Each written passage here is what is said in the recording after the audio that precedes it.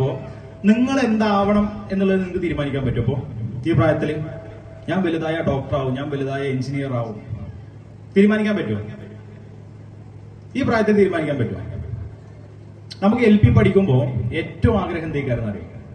LP വരെ ഒരു പരിധി വരെ എന്റെ ഉപ്പാനെ പോലെ അല്ലെങ്കിൽ അച്ഛനെ പോലെ ആവണം എന്നേക്കാരം ആഗ്രഹം, അല്ലെ? അതാണ് അവന്റെ മുഖത്ത് ചിരിക്കണോ പറഞ്ഞു, അല്ലെ? അങ്ങനെ അച്ഛനെ പോലെ അല്ലെങ്കിൽ ഉപ്പാനെ പോലെ ആവണം എന്നല്ല ആഗ്രഹം, അല്ലെ? ഡോക്ടർ ആവാനാണോ ആഗ്രഹിച്ചത്? അല്ല.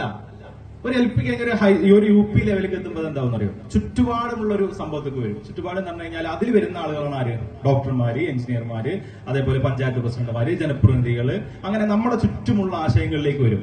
ഒരു ഹൈസ്കൂൾ ലെവലിലേക്ക് എത്തിക്കഴിഞ്ഞാൽ അവന്റെ ലോകം ഒന്നും കൂടി വിശാലാവും. അങ്ങനെ വിശാലാവുമ്പോൾ എന്ത് ചെയ്യും? അതിലും മെച്ചപ്പെട്ട സാധ്യതയിലേക്ക് എന്ത് ചെയ്യും? സഞ്ചരിച്ചു പോകും. ഒരു കോളേജ് ലൈഫൊക്കെ എത്തുമ്പോഴാണ് നമ്മൾ ശരിക്കും നമ്മുടെ പ്രൊഫഷനെ തീരുമാനിക്കുന്നത്. പക്ഷേ ആ കോളേജ് ലൈഫിൽ എത്തുമ്പോഴാണ് നമുക്ക് നമ്മുടെ പ്രൊഫഷനെ കുറിച്ചിട്ടുള്ള ബോധ്യം വരുന്നതെങ്കിൽ എന്ത് സംഭവിക്കുന്ന അറിയോ? 10ാം ക്ലാസ്സിൽ തന്നെ നമുക്ക് പഴിച്ചിട്ടുണ്ടാവും. 10ാം ക്ലാസ് തന്നെ നമുക്ക് എന്ത് ചെയ്തിട്ടുണ്ടാവും? പഴിച്ചിട്ട് കൊമേഴ്സ് എടുത്തിട്ടേക്കാരും കോളേജിന് പോയിട്ടുണ്ടാവും. ഡോക്ടർ ആവാൻ പറ്റുമോ? പറ്റൂല. പക്ഷെ നമ്മൾ എന്താവണമെന്ന് നമ്മൾ എപ്പോ തീരുമാനിക്കണം എന്നറിയോ? UP ഹൈസ്കൂൾ കാലഘട്ടത്തിൽ തീരുമാനിക്കണം. UP ഹൈസ്കൂൾ കാലഘട്ടത്തിൽ നമ്മൾ അത് തീരുമാനിക്കുന്നത് രക്ഷിതാക്കളുടെ പ്രേരണ കൊണ്ടോ, അല്ലെങ്കിൽ ഏതെങ്കിലും പ്രസംഗം കേട്ടത് കൊണ്ടോ, അല്ലെങ്കിൽ ഏതെങ്കിലും ഒരു മോട്ടിവേഷൻ ക്ലാസ്സിൽ പങ്കെടുത്തത് കൊണ്ടോ ആവരുത്. നമ്മളെടുത്ത് എന്തുണ്ട് നോക്കിയിട്ട് എന്ത് ചെയ്യണം? തീരുമാനിക്കണം. എനിക്ക് നന്നായി പാടാനറിയാം എന്നുണ്ടെങ്കിൽ പാട്ട് എന്ത് ചെയ്യണം? പരിശീലിക്കണം. അപ്പൊ നമ്മളുടെ സ്കിൽ എന്താണെന്നുള്ളത് എന്ത് ചെയ്യണം? നമ്മൾ ചില ഹോസ്പിറ്റലിൽ എല്ലാവരും നമ്മൾ പോണവരല്ലേ? നമ്മളെല്ലാവരും ഹോസ്പിറ്റലിൽ പോണവരല്ലേ? എല്ലാ ഡോക്ടർമാർക്കും ഒരേ ഫീസാണ്. നമ്മുടെ ഇവിടെ ഈ ക്ലിനിക്കിലുള്ള ആൾക്ക് 150 റുപ്യക്കാണ് ഫീസ്, അല്ലെ? ഒരു ഉദാഹരണം പറഞ്ഞ പെരിന്തൽമണ്ണ ഒരു ന്യൂറോ ഉണ്ട്, നിങ്ങൾ അതിലൊക്കെ പോയിട്ടുണ്ടാവും. ഫീസ് എത്ര അറിയാം? 300 റുപ്യ, 300-350 റുപ്യ. രണ്ടും ഡോക്ടർ അല്ലേ? അതെന്താ അവിടെ ഫീസ് കൂടി? അയാളുടെ അടുത്ത് എന്തുണ്ടായിരുന്നു? അയാള് ഒരു കാര്യത്തിൽ സ്പെഷ്യലൈസ് ചെയ്ത് അതിൽ മാസ്റ്ററായി, അയാൾ ഫീസ് കൂട്ടി, ഇല്ലേ? ഈ ഒരു സംഭവം ഞാൻ പറഞ്ഞു വെച്ചത് എന്താ വെച്ച് കഴിഞ്ഞാൽ നമ്മുടെ കുട്ടികളിലുള്ള ഒരു സ്കില്ല് എന്താന്ന് കണ്ടെത്തിയിട്ട് ആ സ്കില്ലിനനുസരിച്ച് എന്ത് ചെയ്യണം?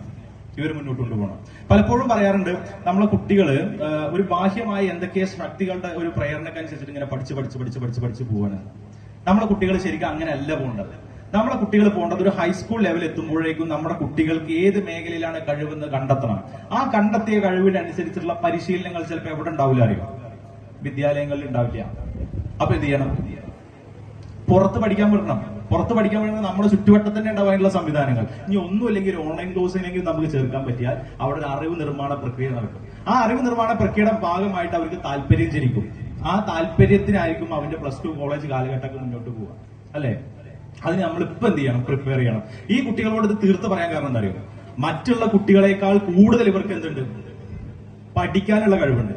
പഠിക്കാനുള്ള കഴിവിന്റെ കൂടെ സ്കില്ലും കൂടി ഉണ്ടെങ്കിലും അപ്പൊ അസീസ് മാഷത്തേക്ക് ഇന്റർവ്യൂവിന് പോകുമ്പോഴോ നിങ്ങളടുത്ത് അക്കാദമികരമായ കഴിവ്, അതിലെ പ്രകടനങ്ങളുടെ ഒരു സർട്ടിഫിക്കറ്റിൽ മികച്ച പ്രകടനം ഉണ്ട്, നിങ്ങൾക്ക് സംസാരിക്കാനുള്ള സ്കില്ലുണ്ട് എങ്കിൽ നിങ്ങൾ ആ ഇന്റർവ്യൂവിൽ പങ്കെടുക്കുമ്പോഴോ അസീസ് മാഷിന് വേറെ രണ്ടാമതൊന്നും ആലോചിക്കണം.